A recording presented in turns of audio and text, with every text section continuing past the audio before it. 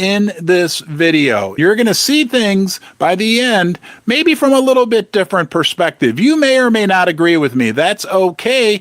That's what we're here for, to learn from each other. Let's get to some of these nuggets. Guys, I've got like 3 gold nuggets for you, things that I hadn't thought of, and I want to share these with you and see if you agree with me on this. The first one, I was listening to a guy named Michael Gentile speak. He was speaking in an interview. Michael Gentile is a brilliant guy. He doesn't have a ton of interviews out there, but I would highly encourage you to check one out, because this guy is smart, and he's a silver and gold guy, and he runs a big investment firm, massive. He's just really smart, talking with Peter Grandich, and they were talking about the future of silver and gold. And what he had to say, something that I was like, wow, I never thought about this. But think about this. They were talking about what's the current condition of the United States fiscal situation here in the good old United States. You know, Joe Biden, and remember what Joe says, Bidenomics, it's working. Right? So we're doing so great. I mean, the economy expanded at 2.4%. Oh, don't mind that we have a $1.4 trillion deficit, and that's maybe helped us get that massive 2.4% growth. There's this other thing that we don't like to talk about. We like to make believe it's not there. It's like 34 trillion elephants in the room, the national debt. The gold and silver story is so strong, just looking at that alone. Okay, now there's a kicker. And this is going to make you smile when you hear this. We know the debt's a problem. We know the deficit's a problem. We know the interest expense going up is a massive problem. But Michael Gentile brought up this brilliant point. He said, we're not even in a recession yet. This level of craziness with the fiscal policy, which is what I just talked about. I want you to think about this for a second. We are screwed up in this country financially, screwed up on a government level. Oh gosh, we forgot to mention a corporate level, an individual level, record card, credit card debt, mortgage debt, student loan debt, car debt, you name it, corporate debt through the roof, government debt. We're in big trouble. This level, especially with the government of debt, that's usually like what happens after, like it happened after World War II, right? Which was massive. Now we're in this situation and things are supposedly good. What happens when we hit a recession? What happens if we hit a depression? I mean, think about it. Under the best of Bidenomics, economic growth and everything's so great, we're in big trouble. What happens if our economy actually officially gets in big trouble? And are there any signs of that? Well, there's signs everywhere. Housing collapsing. Talk to the people that run Dick's Sporting Goods. Their stock was down 25%. They're having problems. Macy's is having problems. All the big high-end retail. The only people that are doing good right now are the dollar store and Walmart. What does that tell you? That tells you people don't have money. So the big kicker here, as we think about our silver and our gold within this context of how screwed up everything is, but the economy isn't really supposedly screwed up. What happens when the economy gets really screwed up? It's going to be crazy for the silver price and the gold price. So that was just like a very, for me, insightful way to look at things. Like I hadn't thought about that. You know, I just hadn't crossed my mind. Just when I thought everything had crossed, you know, I got a few crossed connections up there, no doubt about it, but that hadn't crossed my mind that we're in, I'm not going to use a bad word, we are in not good shape fiscally, but at the same time, we haven't even hit a rough patch. What happens when we hit the rough patch? And I'm telling you, I think we're hitting it right now. I could be wrong. Don't make any financial decisions based upon anything I say to you. But nonetheless, it's starting to feel that way. Let's talk about silver. Silver shortage. I ran into something, again, something that I hadn't thought of, but we know the story for silver. We love silver. This was eye-opening for me regarding silver. Look, you know the whole story on silver. Don't tell anybody. because you still want to be able to buy some physical silver, but you know the supply story, and you really know. I know you really know the demand story too, you little snake in the grass. You know that solar panels use a lot of silver. You know the electrification story. You know people like it for jewelry and silverware. You know that the defense industry sucks in a huge amount of silver that we're not even really able to accurately calculate. You know all that, but this was new to me, and I've been in love with silver for decades. Is this new to you? This came from a company called Discovery Silver, okay? Who I've heard of, but I don't know much about. So this is not sponsored or anything like that, but this is interesting regarding silver.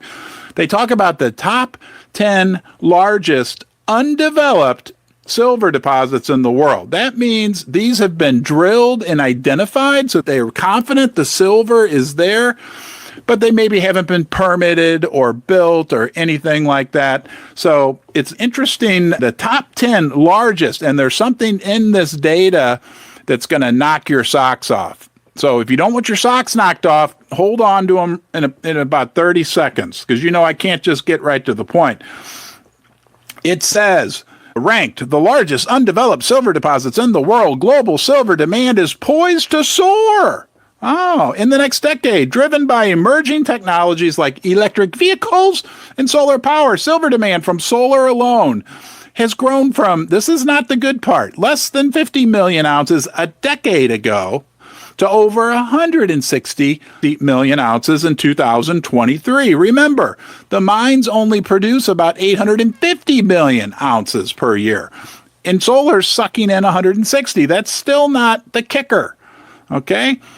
So where will the necessary supply come from to meet this surge? A graphic from Discovery Silver shows the largest undeveloped silver deposits in the world.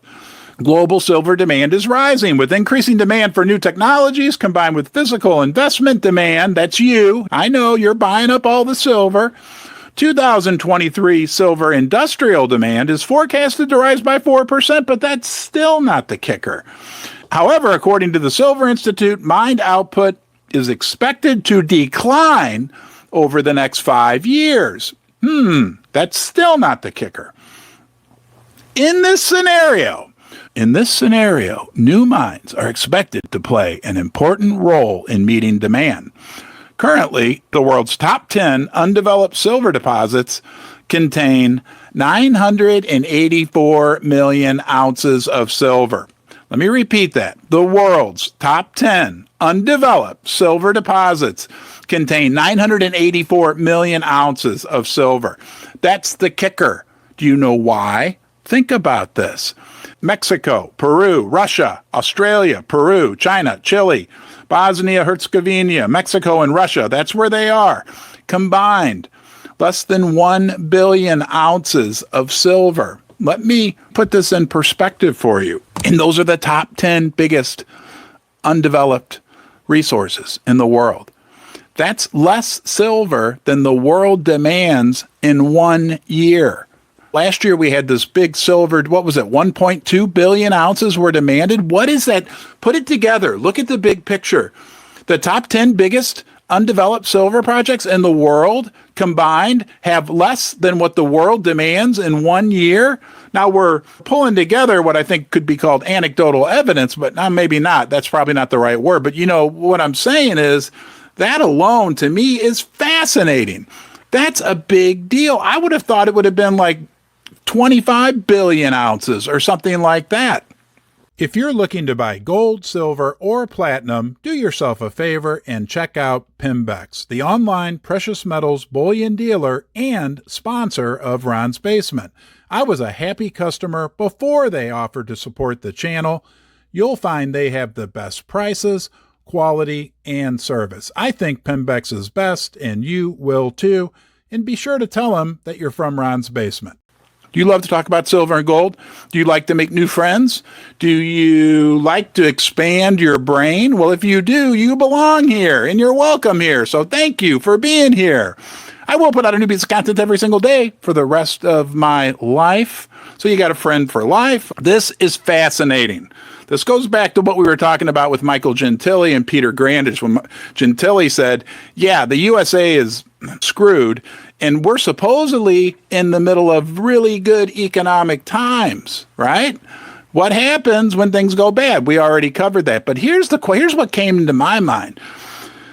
Everybody's so excited about a new gold-backed currency, a new reserve currency amongst the BRICS nations. My question for you is this. Could that actually, that would be the devil's advocate, be bad for gold? Now, if it was gold-backed, obviously that's good for gold. But if there's not a shared currency, that only leaves the dollar as the option. So if people start to compare, instead of having the dollar, and we'll call it the BRICS currency, or silver and gold, if there's no BRICS currency and all people have is their options are to leave their money in euros or yen, or I almost said Deutschmarks, but they don't exist anymore, British pounds or gold or silver. Does that make sense? That maybe there's a silver lining to us not getting a BRICS common currency. However, if it is backed by silver and gold, obviously that's good for the price of the precious metals. Just something to think about. Let me tell you what our friend Niels over at Kitco had to say.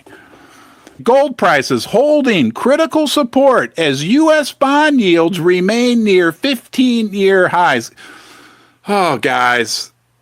Do you understand what it means that this 10-year bond yield, it is wreaking havoc in the economy. It is wreaking havoc in the banking sector. Things are so delicate, sensitive.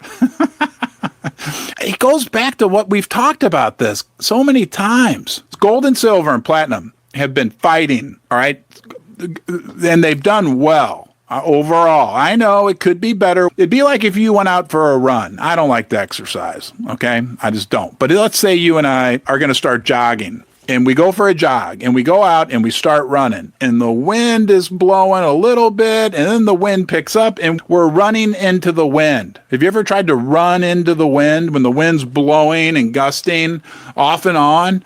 That's what silver and gold and platinum have been doing for the last 2.5 years, guys. And that's what Niels is saying right here. It says, despite recent selling pressure, analysts, I'm going to say that properly. You know, there's another way I like to say it, but analysts note that gold market is holding up remarkably well, given that bond yields have risen to fresh 15-year highs. 15 overnight. The yield on the 10-year bonds pushed above 4.36%. 3 of the 4 biggest banks in the history of the United States collapsed when the rate got above 4.15. You're going to tell me that now at 4.3, 4.25%, there's not big stress in the banking system? And don't forget, when you go to your local bank, they aren't going to have a placard, right, in the lobby saying, we just wanted to alert you that the value of all of our crappy investments we made over the last 2 years have dropped by 35%. But that's okay because Joe Biden says it's working.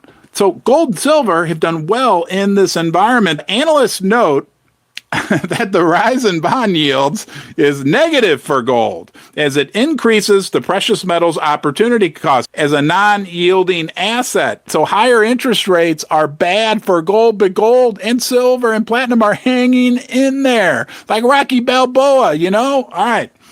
Despite the bond yields, gold prices have managed to hold critical support. Some analysts, they're using that word a lot today, and I'm exerting discipline and saying it correctly. Some analysts have said that gold could benefit significantly if those rising bond yields indicate, this is the interesting part, listen up, okay, time to pay attention.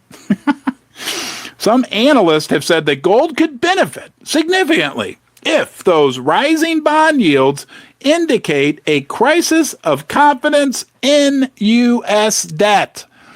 Are the rates rising because people are saying, oh, maybe Fitch was right about downgrading. Maybe S&P was right 10 years ago, even though they got punished for it, for downgrading. Okay? What do people do when they get nervous about bonds. Well, they might go to some other safe asset. What's another asset? I can't think of something besides bonds that might be a safe way to preserve your wealth and protect your buying power. Oh, yeah, that's right. Silver and gold and platinum.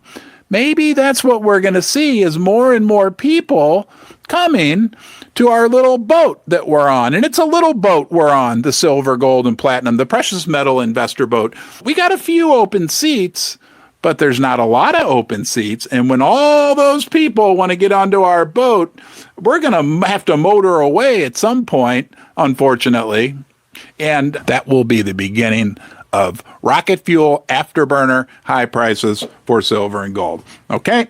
All right, here. However, many analysts have noted that the weakness in U.S. bonds appears orderly and a natural reaction as the Federal Reserve is expected to maintain its aggressive interest rate hikes.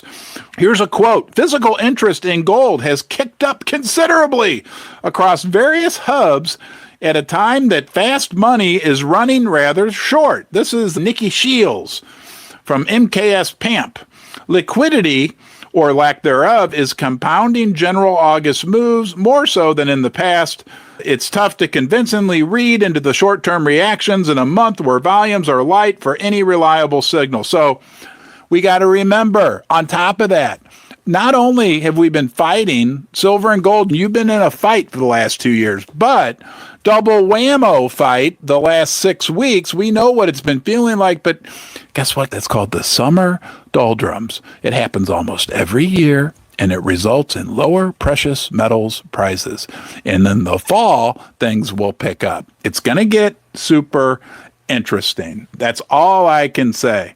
I need to talk about silver demand in solar. Wayne sent me a little excerpt of an article about how the demand for silver in solar could actually be going down. And I've heard that argument put like the new tech, but the article, I went back and looked at it, was from 2018. Everything that I've also seen recently talks about this next generation of solar panels actually using more silver.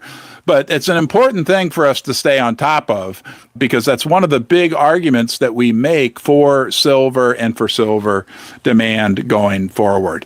There is so much crud going on out there right now. Things are slowing down for silver and gold investors. We're kind of caught in the middle because like some of the things that are good for silver and gold aren't so good for the general economy and a lot of our fellow Americans. But we didn't create these problems. You didn't create these problems. You didn't create the national debt. You didn't create Bidenomics, because if you did, then you'd be able to say it's working, right? But nonetheless, we got our head out of the sand. We want to look at what's going on.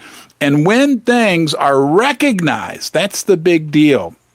We are away from the herd. When the herd starts to wake up, that's when things are going to get very interesting for the precious metals.